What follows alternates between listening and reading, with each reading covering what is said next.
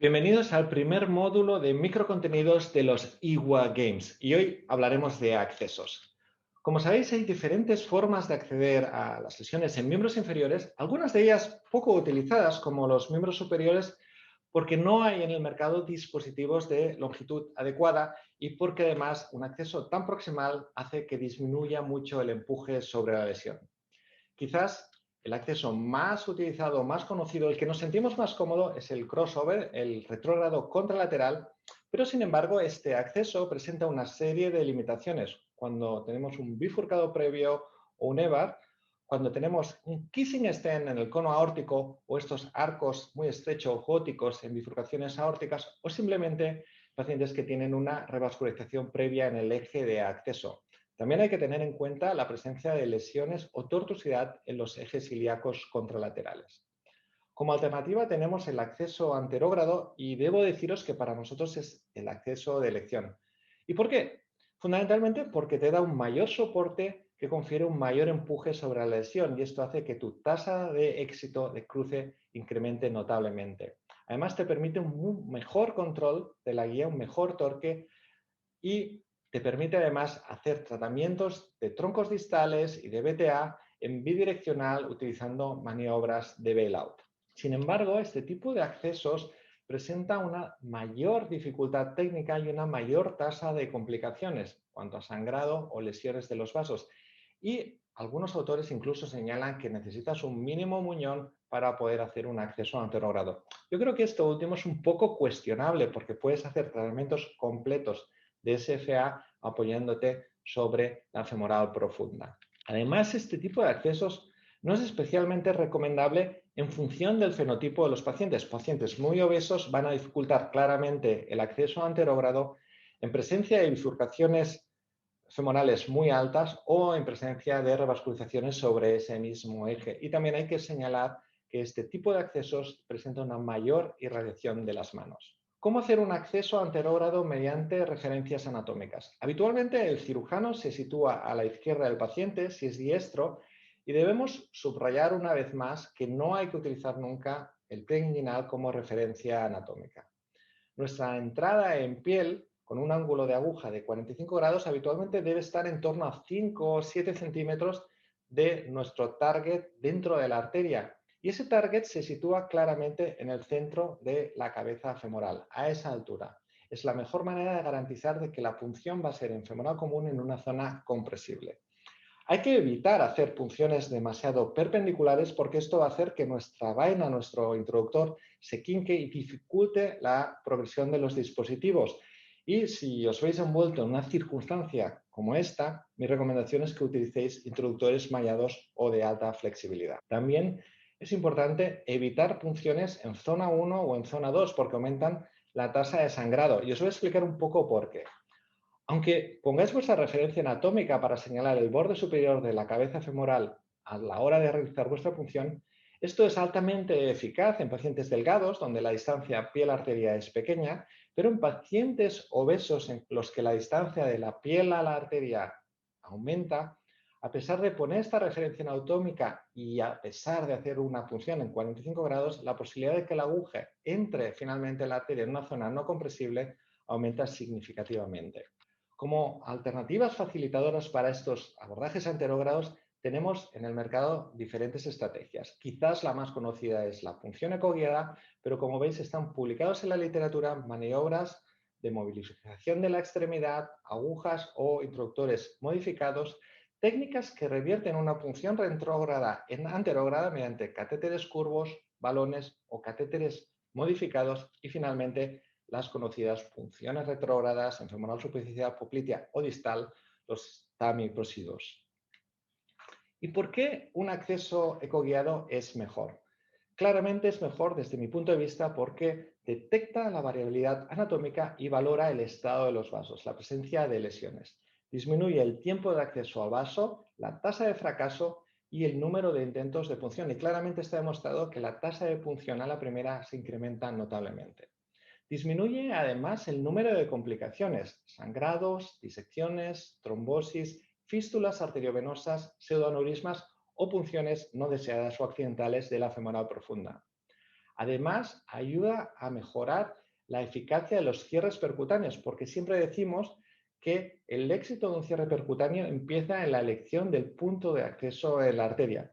Y finalmente, también habilita la posibilidad de hacer tratamientos anterógrados con punciones en la femoral superficial. ¿Y realmente es necesario tener un equipo muy sofisticado para hacer esto? No. Podéis hacer estas punciones ecoguiadas con ecógrafos muy sencillos de los que están en la urgencia, de los que utilizan los anestesistas para coger sus vías. Es verdad que es importante que tengáis Doppler color para poder diferenciar las estructuras vasculares en los casos más complejos. Utilizamos una sonda lineal entre 5 y 10 MHz y agujas de punción de 18 Gs o 21 Gs si queréis hacer micropunciones. Y realmente tampoco necesitas ser un súper experto en ecografía para hacer estos accesos ecoguiados.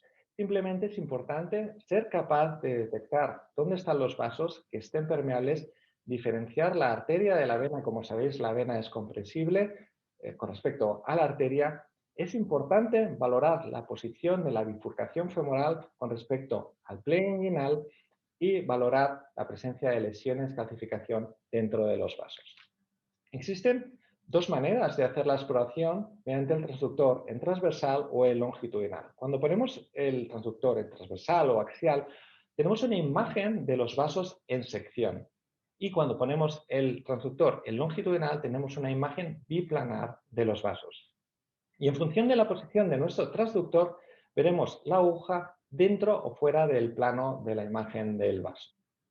Cuando hacemos una exploración en transversal, quizás esta es la forma más sencilla de inicialmente ubicar cuál es la posición del vaso, dónde está la arteria y dónde está la vena. Una vez ubicada esta posición, centramos la posición del vaso en nuestra pantalla y hacemos una punción con nuestra aguja en el centro del transductor.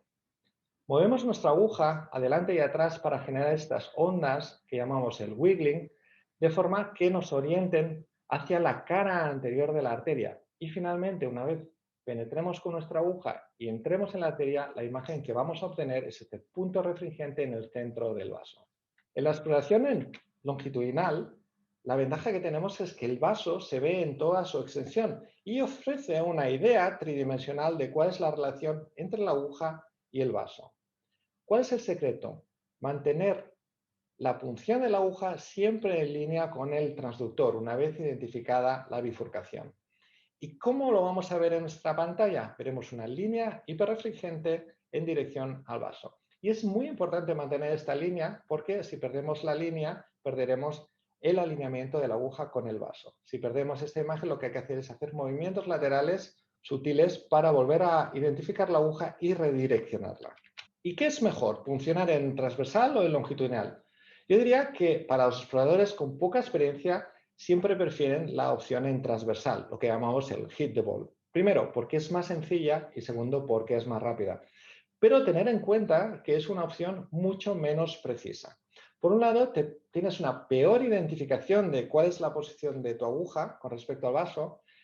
Tienes un incremento de punciones no deseadas de la femoral profunda o demasiado cerca de la bifurcación que va a hacer que dificulte la canulación selectiva de la femoral superficial y además tienes una pérdida de detalles de la guía en los momentos iniciales de progresión dentro del vaso. Como veis en este ejemplo, con la sonda en transversal, nosotros introducimos la aguja para generar este wiggly, pero os recomiendo que hagáis este ejercicio. Progresar por detrás de la sonda, moverla y veréis que seguimos teniendo este wiggling en la cara anterior del vaso. ¿Qué quiero decir con esto? Que el wiggling no es preciso para localizar la posición de la aguja. Y como veis en el diagrama, si el paciente es delgado, de nuevo, aunque tengáis un wiggling no muy específico, la posibilidad de hacer hit en la arteria es grande, significativa, pero a medida que el paciente sea más obeso y la distancia de transductor a piel aumente, la posibilidad de que el wiggling nos conduzca a una punción errónea de la femoral profunda se incrementa. Si hacéis una punción de la femoral profunda no deseada, mi recomendación es retirar la aguja y acordaros de comprimir. Porque a veces, tras una punción fallida, retiramos la aguja y intentamos una nueva punción, pero no hay que olvidar que estos pacientes van a ser heparinizados y la posibilidad de que acabes con sangrados o pseudoaneurismas de femoral profunda se incrementa. Cuando tienes una punción demasiado cercana a la bifurcación, la tendencia a la guía habitualmente es acabar en la femoral profunda. ¿Cómo podemos revertir esta situación? Hay diferentes maniobras. Lo habitual es que el explorador utilice un catéter curvo o un torque para manejar la guía, pero en estas funciones tan cercanas a la bifurcación, la posibilidad de que el introductor y el catéter hagan un dislodgement se incrementa notablemente y acabes con un sangrado y una pérdida de acceso. Para ello se han descrito técnicas de bailout, como pueden ser la técnica de la doble guía. Lo que hacemos en este caso es dejar nuestra guía aparcada en la femoral profunda, aparcamos nuestro introductor sin miedo, porque si se disloca podemos volver a colocarlo porque tenemos asegurado la femoral profunda, y en paralelo por el introductor pasamos un catéter curvo que nos va a permitir hacer una cateterización selectiva de la femoral superficial. Es una forma rápida y elegante de hacer una cateterización de la femoral superficial. Como alternativa a la técnica de la doble guía, nuestro grupo describió la modificación de los introductores on-site, un poco basados en las modificaciones on-site de los grafts aórticos. Lo que hacemos es, mediante un bisturí del 11, una ventana lateral en uno de los introductores que nos va a permitir progresar un catéter curvo sobre ella. De forma que nuestro introductor siempre va a estar estable y asegurando el acceso sobre la femoral profunda, y el catéter curvo nos va a hacer la cateterización selectiva de la femoral superficial.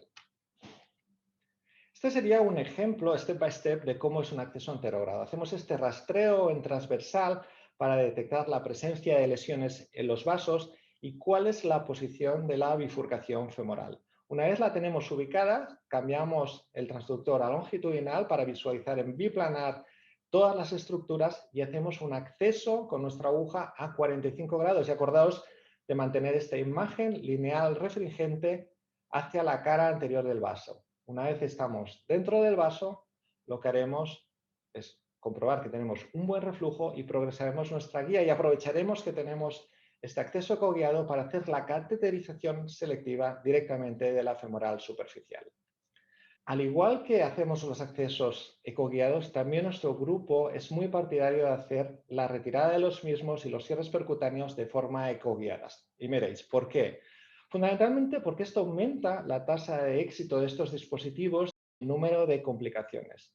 Por un lado, como ya hemos señalado, te permite elegir cuál es el mejor punto de acceso en la pared arterial y también te permite descartar que en retirada el dispositivo no quede atrapado en un stent muy proximal o en una placa, que de alguna manera haga que el display del dispositivo te dé la falsa sensación de que estás ya en la pared del vaso. Te permite visualizar claramente la posición del ancla del dispositivo sobre la pared del vaso y hacer un cierre con seguridad, y además el detectar in situ en ese momento si tienes alguna complicación, como puede ser sangrados, pseudoaneurismas, fístulas o trombosis del vaso. ¿Cuál sería para mí el take home message? La punción ecoguiada mejora claramente las tasas de éxitos de los accesos y la seguridad de los mismos. La punción en longitudinal mejora la precisión de los abordajes, porque si ves la aguja y ves la arteria, puedes canular prácticamente cualquier vaso independientemente de su tamaño o la presencia de lesiones. Eso es todo por hoy. Os animamos a seguir haciendo retos. Adelante con los IWA Games.